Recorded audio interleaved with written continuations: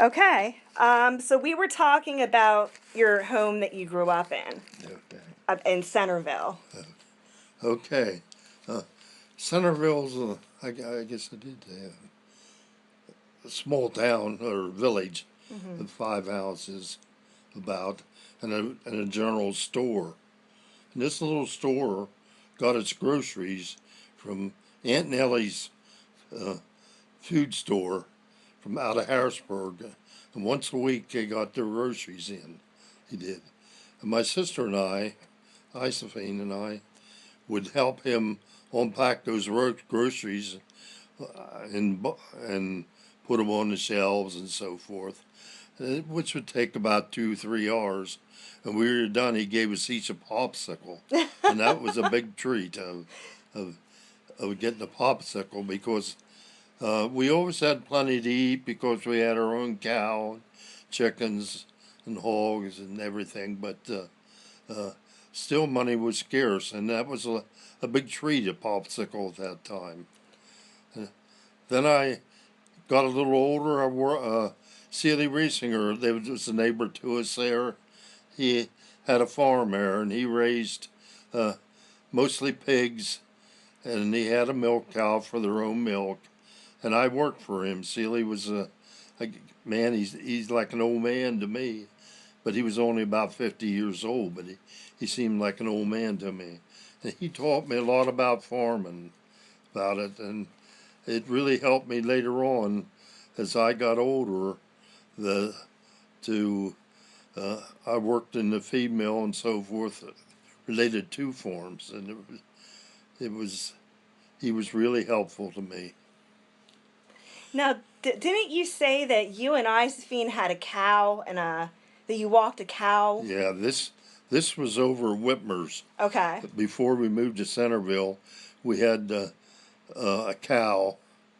Boss was her name. We called her Boss, and our job was in the summertime uh, past her. And there wasn't the automobiles there was now, but we passed her up and down the road between us and the neighbors.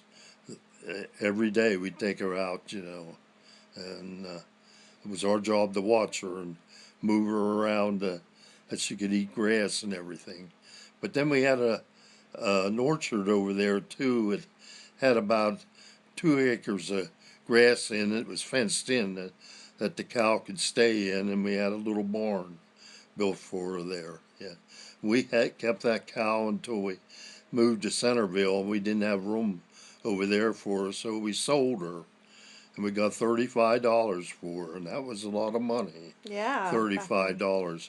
So uh, mother and dad bought lumber. My dad was a carpenter, and we built a chicken house, a new chicken house and everything at Centerville over there where he had with the money that we got for old Boss, the cow. Of course, we always had raised 2 pigs. We had our own uh, uh, meat, and my mother was a great gardener. We had all kinds of vegetables we raised, raspberries, everything. You had a goat too, didn't you? We had one goat. Nancy was her name, but she didn't get along too good. She was always, my dad had just gotten a new car at that time, and Nancy was out standing up on the hood of the car there.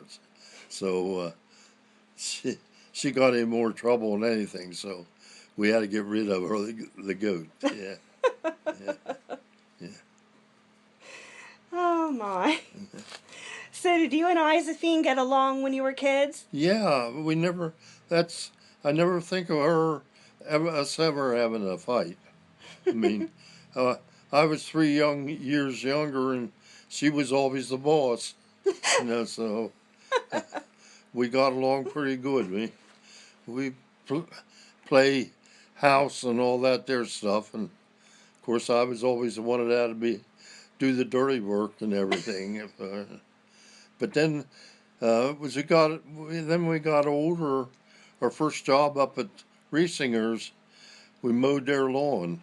And they had an old push mower at that time, no motor on her, nothing like that then. It was a real type. It was a push mower, and they had a big yard. And it took both of us on the handles to push it, the real type, to mow.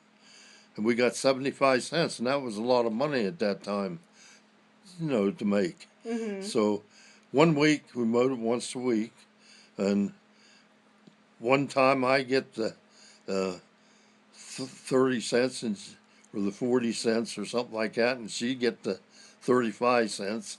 Then the next week we do it the other way, because that's why we split the 75 cents. It's 50-50, yeah. But then as I got older, a year or two later, then I'd done the mowing up there all myself, and it was work mowing and pushing a push motor then. Mm-hmm. Yeah. Yeah, wow.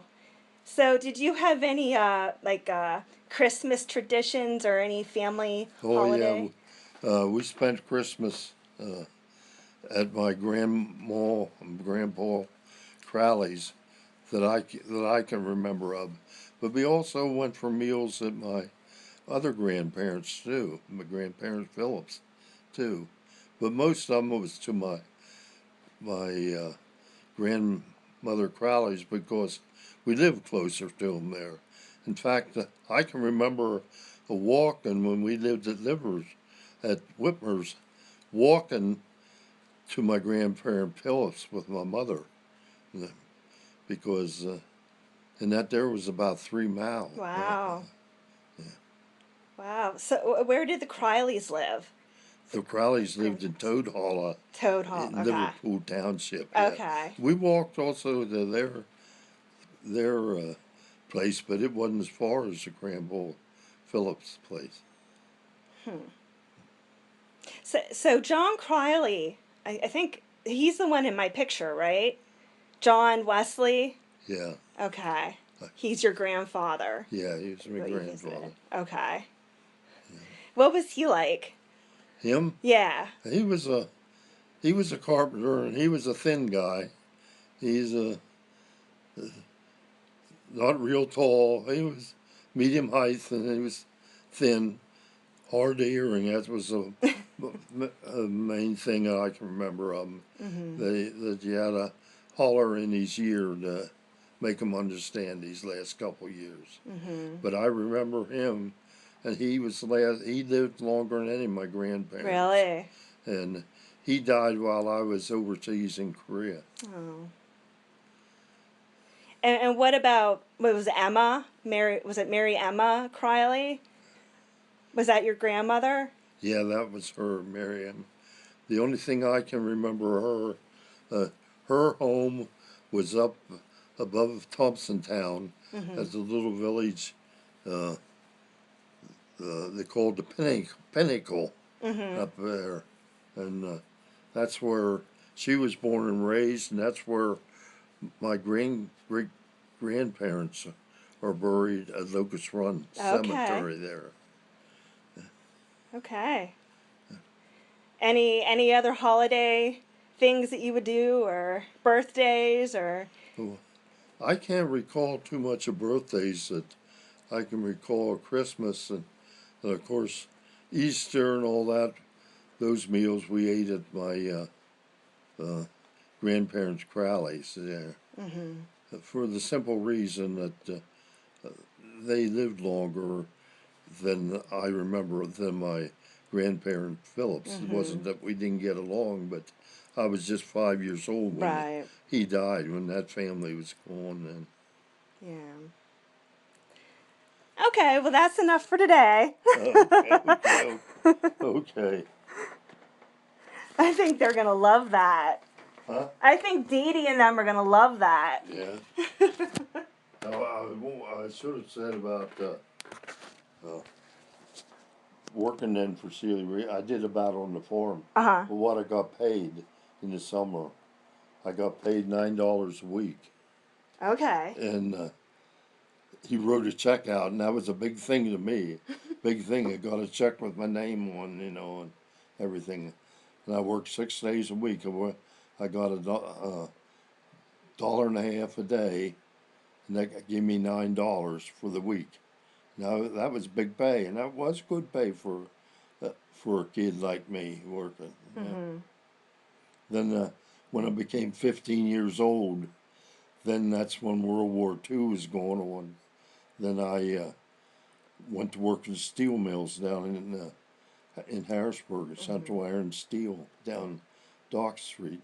You could you had to be 16 to work in the summer.